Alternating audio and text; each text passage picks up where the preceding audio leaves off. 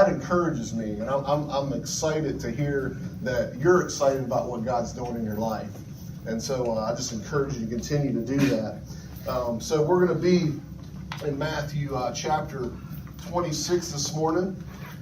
And we're starting a new series. We were in Changing Seasons for about 5 weeks. And we finished that up. So we're starting a new series this month. And I want to talk to you this month on the 4 sweet T's. And so, sorry, they're looking at me. Yeah, you can flip them over there. If y'all want to cover your eyes, they're going to flip them. Yeah, I can get to see my Bible. Brian, you can't see your Bible with the lights on. Come on now. I got my glasses. But so we're talking about the 4 sweet T's, and this morning we're going to start out with our time. I want to talk to you about our time. Our time, our talent, Thanksgiving, and we're going to close the month out with our treasure. But the most valuable thing that you possess in your life is your time. And there's no getting it back. There's no making it any longer if you chose to. We all have the same amount of time in every day and every hour and every minute. We all have that same opportunity. Just some people use it better than others. I'm really working on that area in my life. I think I'd worked 60 hours a week when I could probably do it in 40 because I'm just squirrel. I got to focus, and I want to use my time better because I only get so much time. You know, there's all these commercials, there's all these ways that you're going to, there's these vitamins and these diets and all these things. And I'm sure that some of it is good for you. I'm praying that one day fried chicken will increase your life. I just hear here recently there's a new study out that's saying people who drink coffee frequently are showing that they live longer. That's because they can't stop, man. They got to keep going. And so I hope that's true. I like coffee. But there's all this stuff that they're trying to increase time because we know that once it's done, it's done. And so we're going to look at chapter 26 in Matthew this morning and talk about a time when the disciples did not take full advantage of the time that they had. And this week, a good friend of many of yours and myself as well, Kelly Sprouse, she passed away. Man, she had a baby. She was newly married, and it's devastating. It's heartbreaking.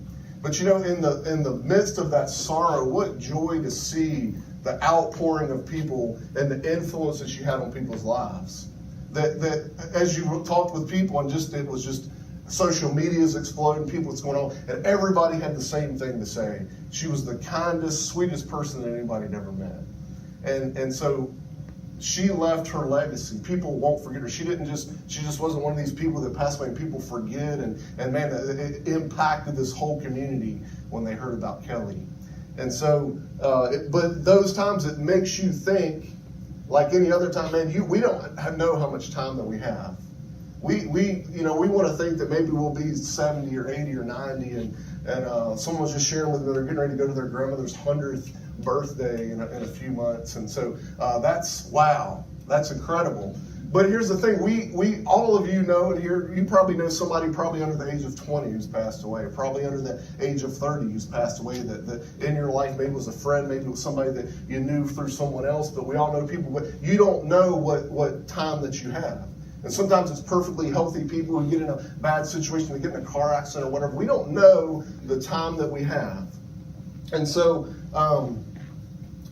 when we lose people like that, I'm reminded of James 4:14. You've heard me say it before, and you've probably heard this verse several times. Life is a vapor. We're here for a short time, and then we're gone. It's like it's just a mist, and it's here 1 minute and it's gone the next. You ride over 64 over the mountain and you're going, and it's a fog, and it's just like you can't even see in front of you, and you look down the other side and it's gone. It's sunshine and you can see all the way clear. Sometimes you can't, but some days you experience that. And so it is up to us to make the most time that God has given us. That's why God commands that we be good stewards of the time that we have here on earth. That every day that we wake up, we thank God that we can go out and live that day on purpose. I mean, you wake up in the day and say, I'm going to live today on purpose. I'm going to do these things on purpose. And you would live your life with purpose if we would wake up each day thinking, these are my goals. These are the things that I wish to accomplish today. So I want to look with you Matthew 26 and 36 through 46. And it says, Then Jesus came with them to the place called Gethsemane, speaking of, and said to the disciples, "Sit here while I go and pray over there." And he took with him Peter and the two sons of Zebedee, and he began to be sorrowful and deeply distressed. Then he said to them, "My soul is exceedingly sorrowful, even to death. Stay here and watch with me." He went a little farther and fell on his face and prayed, saying, "Oh my God, if it be possible, let this cup pass from me. Nevertheless, not as I, but as you will." Then he came to the disciples and found them sleeping, and said to Peter, "What, could you not watch with me 1 hour? And pray lest you enter into temptation. The spirit is indeed willing, but the flesh is weak." Again, a second time he went away and prayed, saying, "Oh my Father, if this cup cannot pass from me unless I drink it, your will be done." And he came and found them asleep again, for their eyes were heavy.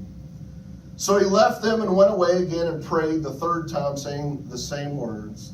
Then he came to his disciples and said to them, "Are you still sleeping and resting?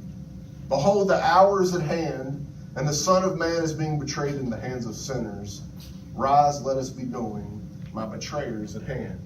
And so this is a story that maybe you're familiar with. Jesus is in the Garden of Gethsemane, and he knows that he's finally, the Romans, the people in that area, they've rose up, they're angry, they don't like, the religious crowd was very frustrated because Jesus began this following, and people started to follow Christ and see that, hey, he's the real deal.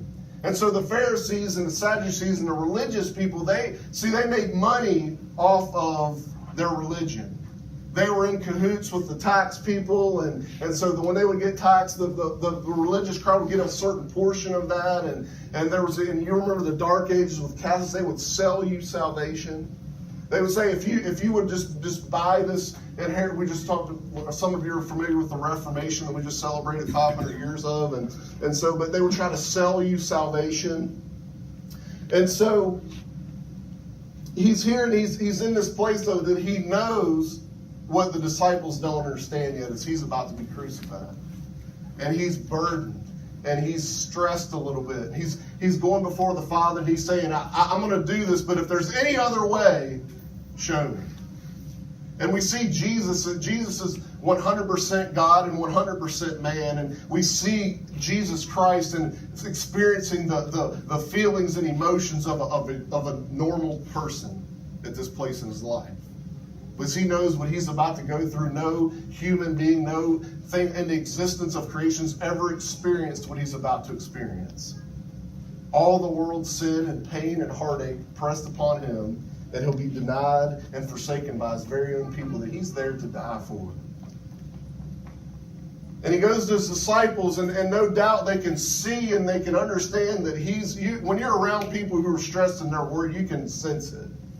And so no doubt the disciples knew and understood that Jesus was in a place of darkness. He was in a difficult time. And he goes to him and he says, I need you to pray.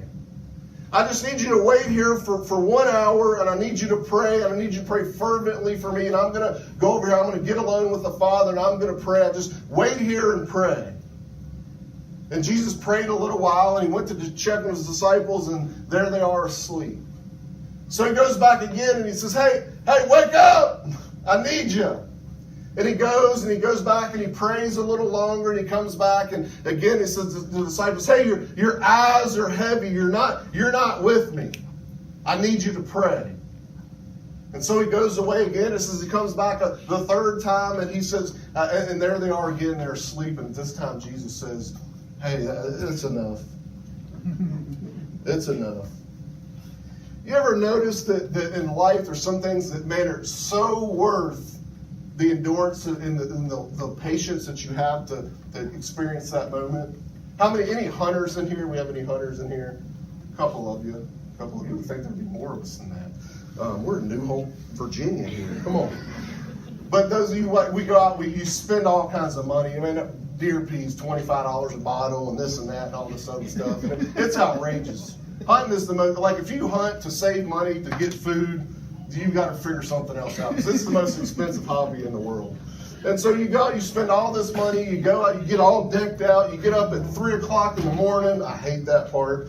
And you go out and you get there, you climb up in the tree and you wait.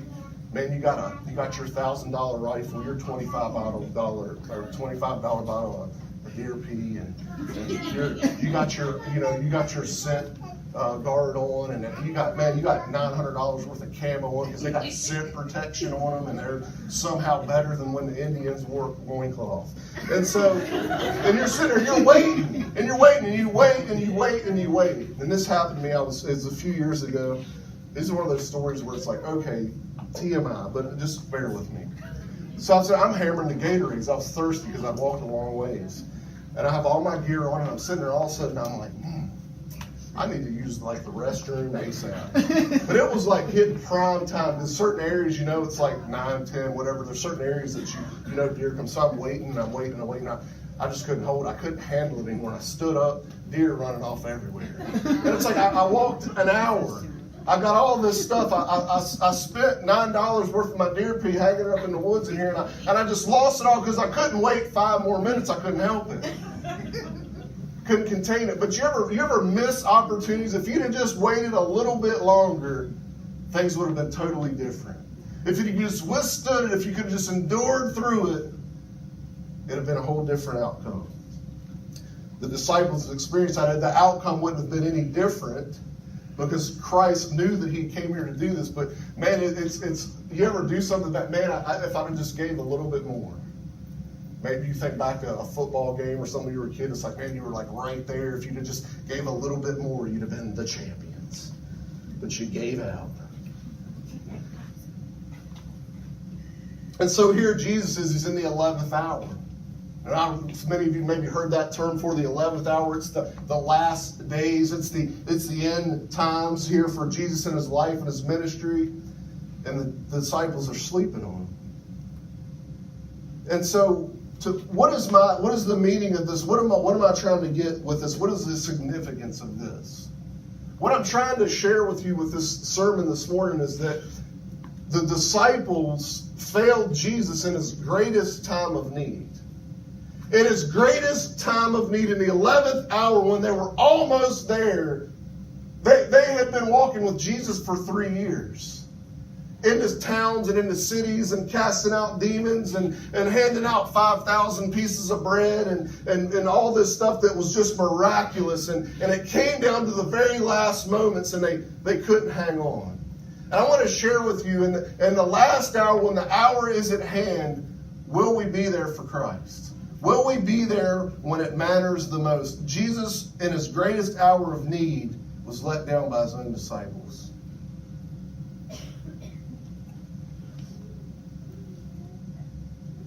I think, no doubt, the disciples and Jesus, he was in need of this prayer and support, that Jesus had never been to this place before. He never experienced what he was going through, and he needed the prayer of the people that he was closest with. But they're busy and they're tired, and they've been, they don't have cars, and they're not being able to get around the way, so they're wore out. And just like most of us, they're busy and they're tired, and there's always something to be done. We live in the busiest time in history, and I know you've heard that sermon, and we could talk about that. And I was even looking up statistics last night, and I was like, they know all this stuff. Does anybody want to take a guess of how many hours we spend on technology in general in a day? Anybody want to guess what the average is? Computer, phone combined. 11 hours. And so they went back and think about it. Like, it's easy to do, because like we have no time to be bored anymore, right? Because if we go, they did this big study, and they said that we are less creative than we've ever been at any time in history, because we don't have to have an imagination anymore. So before, you would sit there and you'd get bored, and you would turn objects into to things that were fun. When you were a kid, you didn't have nothing, like you're just bored, like you all of a sudden, like you pick up this stick, and all of a sudden you're a warrior. Brian still does that. Wears a cape. I've seen him. So, but we don't have any imagination anymore, because we don't have to be bored. Because you go into doctor's office, what do we do? Most of us, I know some of you might be exempt from this, but most of us, you go into doctor's office, what do you need? You flip it out, and it says no cell phone use. I wanted to take a picture. I was in the doctor's office the other day. big, huge sign, no cell phone use, no cell phone. I look over and it was all, and I'm not trying to, I'm just saying, we get the young people get the flack here. These people were all much older than me. Let me say, they're over there playing, whatever, Angry Birds or something on their cell phone, just like the kids are.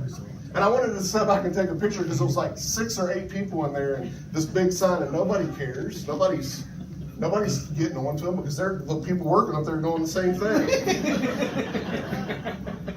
And we're waiting, man, and I'm guilty of this. How much time do we waste on stupid stuff? I mean, seriously though, we waste so much time just doing this ridiculous stuff. Like looking through Facebook. And I'm like, what a waste of time. What a waste of time. Because it's so, like, by the time you get to the end of it, it's like you're frustrated. Because everybody gets to want to tell you about their problems. And, they're so sensitive about everything. And you get through it, and it's like, man, what a waste of time. The next thing you look up, it's been like an hour and a half later. And so we spend all this time that we're wasting, we could be using that is valuable that we can't get back. And you ever feel like you're really busy, but you're not being effective? You ever feel that way? I do a lot. You're really, really busy, but you don't really have anything to show for it. Amen. And so you're going and you're doing and you're tired. You get home at night, you lay down, you're exhausted. You're like, I didn't do anything today that was worth anything. I got to the end of the day and it was just nothing really that I'm thrilled about. But I'm busy all week. I've got all this stuff to do, and at the end of the week, I don't feel like I accomplished anything. So when I worked at Hershey, we had to do a thing called busy work.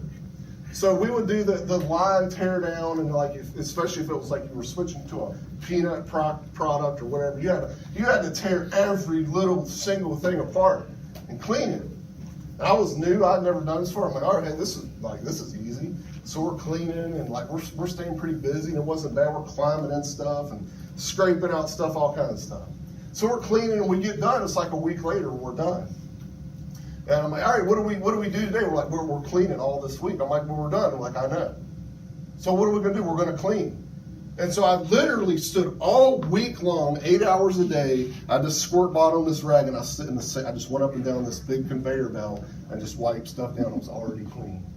I'm looking at my boss and I'm just like, what a waste of money. Look at all these people. Some of these people are making like $20 an hour and we're walking around squirting stuff with the bottom and wiping it down. Like, I know that's what we got to do. And like the red shirts were there, like these people that got the fancy shirts on and stuff from Pennsylvania. So we had to look really busy. But we weren't accomplishing anything. We were already finished.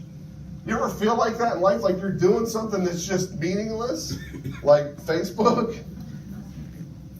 But, I was listening to this sermon recently, and this question was asked, and it challenged me. We're stretched thin, we're busy with this, we're busy with that, but we're not effective anywhere. And because we can't give ourselves fully to anything because we're stretched thin in all these other areas. And my mic just died. What a waste of time.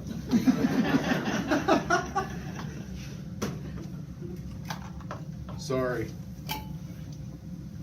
Yeah, there we go. See if I can do 2 things at once. Can you hear me? Is that better? Yeah. Sounds louder. All right, good.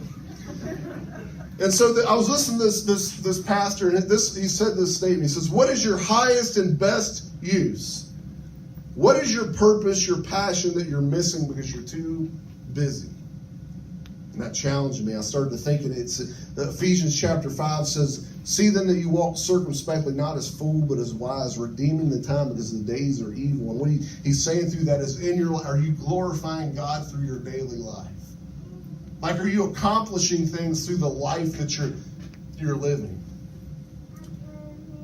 And so we're so busy right now that probably when I began talking about that, some of you started to think, that reminds me, man, I got to pay this bill like by Tuesday. I have this project that I'm really, really behind on. And some of you right now are probably sitting there kind of stressing out over something that you have to do this week because we're talking about wasting time.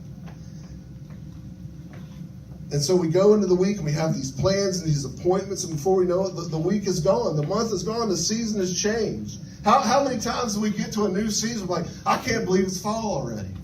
We say it every year. Why are we still shocked that it comes?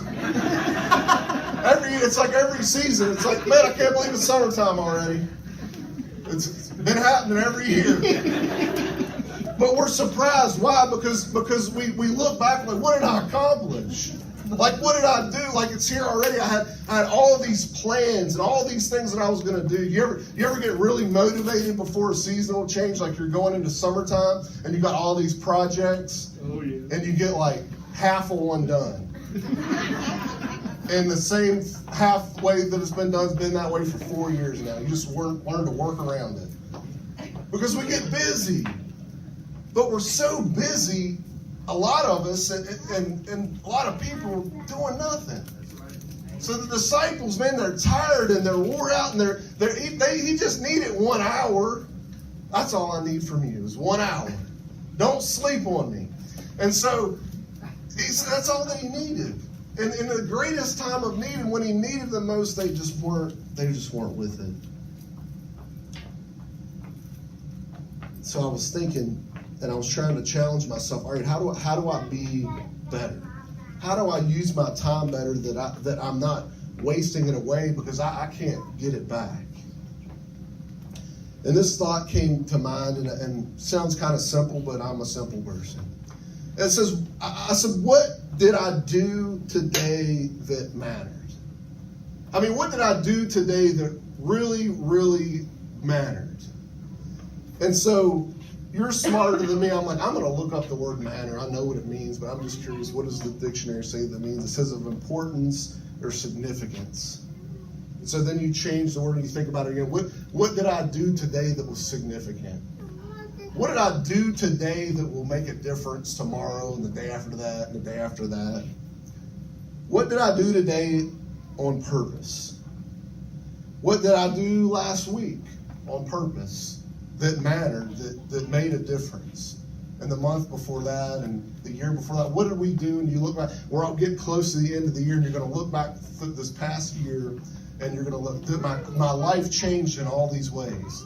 People that I loved are not here anymore. This kid maybe went off to college or whatever, and your life has changed. But as you look back through that year, what did you do that mattered, that made a difference? And then I started to think, I was like, man, I want to take this one step further. I want to be incredible. Right? That's really arrogant. No, I started to think about that. I'm like, man, God created you to be great. He created you to be incredible. I mean, God didn't make junk, right? I mean, God made us and designed us, and he made you with purpose, and he wants you to be incredible at whatever he made you to be incredible at. And I'm like, man, I want to be incredible. How can I be incredible? So imagine this, your life is a movie. Just say outside of your job, your life is a movie. How interesting would it be? Like outside of work, we're gonna watch you like sitting on the couch watching SpongeBob, or like what does your life look like if it was a movie? I mean, was it exciting? Like, is it an action movie? Like, is it a rom-com? What does your life look like? Boring. Boring. All right, so how do we change that? That's because I got to say, sometimes I'm like, yeah, that's boring. Like, I'm sitting behind a computer, like typing up stuff. And I was talking to my pastor coach the other day, a good friend of mine. He challenges me, and he said sometimes you just got to. He's like, you got to get out from behind the desk, you got to get out from behind the book, and you got to go do for you. And it's like sometimes the best enlightenment, the best sermons, the best thoughts come to your mind when you're out just doing other things. And so I live by calendar. Is anybody else that way? I have to live by calendar, but if it's not in my calendar, then I don't do it.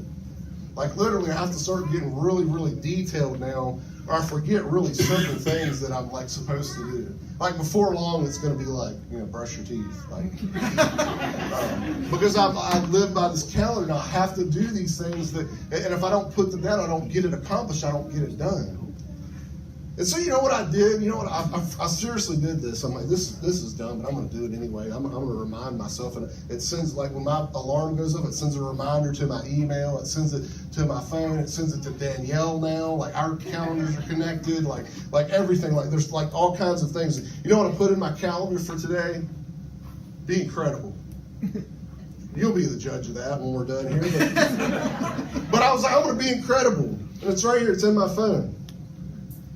Right here. Oh, I don't have to be incredible until 3 p.m. So I get off today. But why am I saying be incredible? Why not ordinary? What's wrong with ordinary? Ordinary's safe. Nothing too crazy is going to happen if I'm just ordinary. Because he didn't create you to be ordinary. I mean, when's the last time God challenged you to do something that was just ordinary and easy? Never. Like that's like our whole belief system is built around faith. God asking you to do things that you can't do. I remember my greatest drawback in becoming a Christian when I was a teenager was that it was boring. That was my biggest fear, because I looked at like what I grew up and saw in church, and I'm like, that's really boring. We're going to go there and we can't talk. Grandma's going to pinch my leg if I talk, if I move. Like, you don't move, you sit, you don't. And I'm like, man, I don't want to do that. And then I got saved and I became a Christian. I started reading the Bible, and I'm like, dudes are riding off in chariots of fire. They're walking on water. They're doing these incredible, crazy things. Like, I was being boring when I was living in the world. The most exciting thing that I've ever did in my life is to be a Christian. I'm not exaggerating that at all. The most exciting life you will ever live is to follow Christ, because he will take you into places that you never would have went on your own. Amen.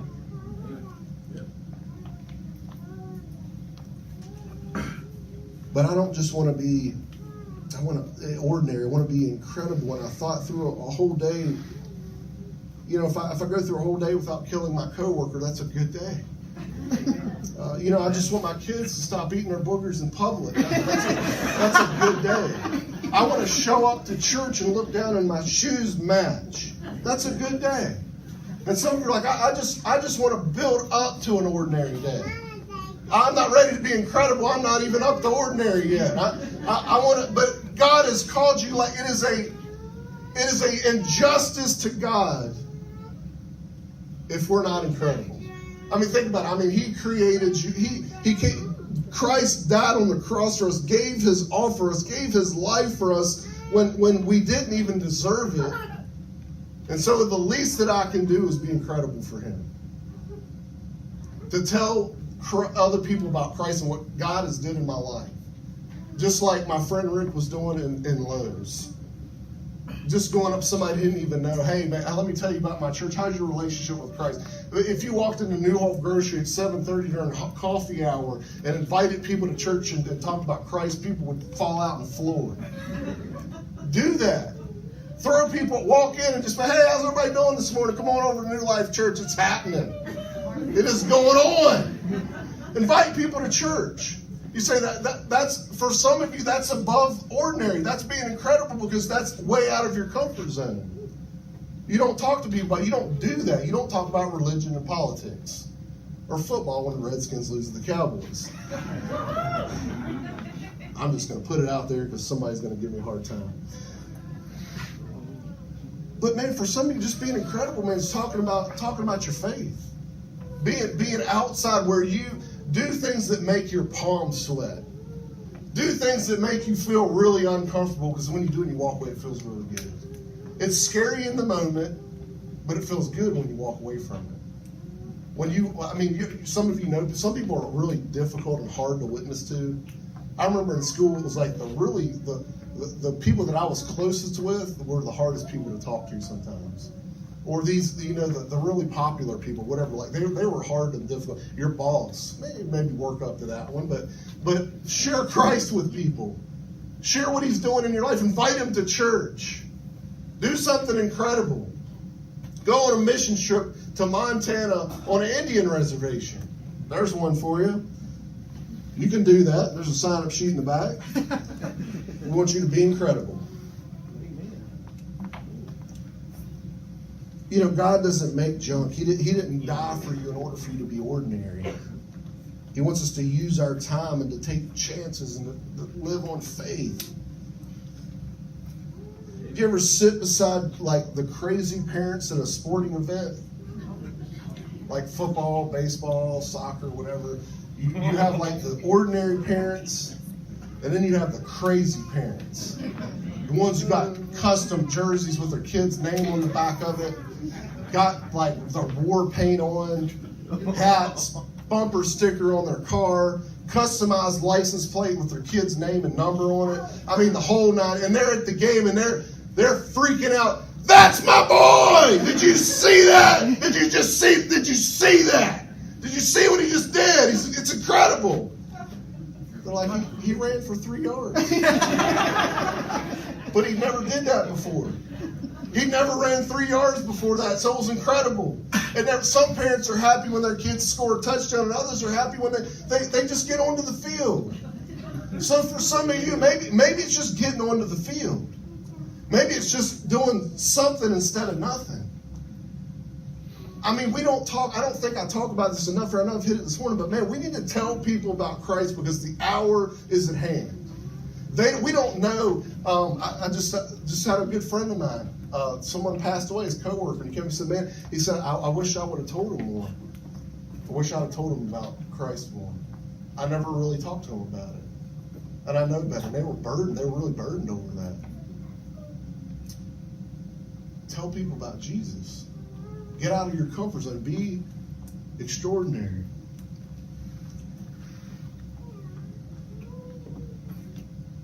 You know, God is the same way as those crazy parents are.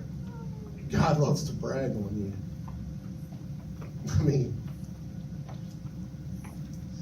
did you give God something to brag about in your life this week?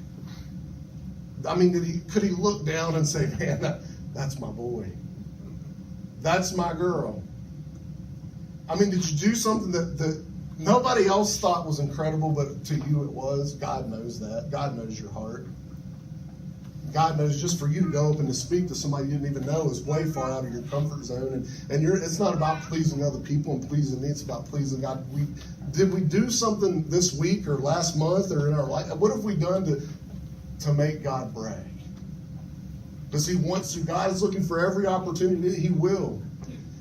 God will anyway, I got to move on.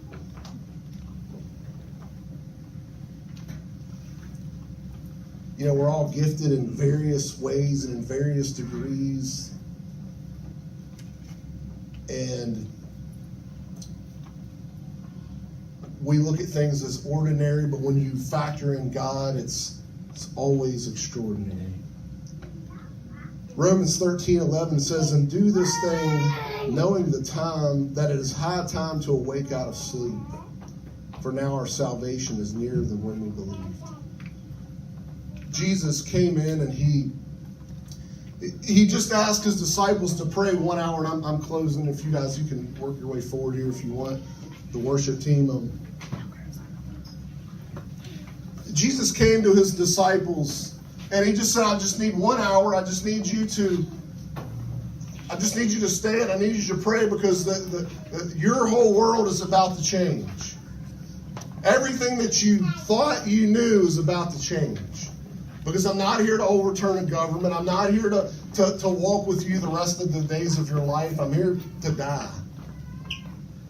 And to be crucified on a cross for you. And he says, I need you to stay awake. I need you to stay with me. And they couldn't do it, and they fell asleep.